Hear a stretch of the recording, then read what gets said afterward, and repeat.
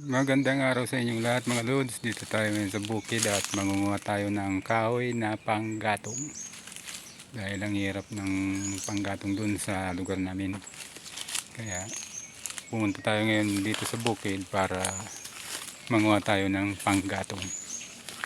Ayan mga lods.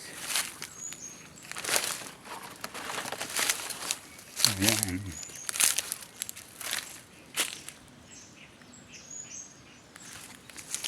Mangunguha tayo ng panggatong.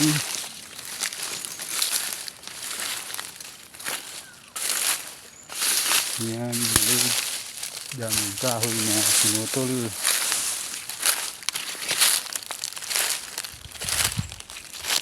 Ito yung pinagkukunan natin ng pili. Yung mga puno ng pili. Ayan mga lods. Ngayon wala pang masyadong bunga. Kaya hindi pa natin napagkunan ng bunga.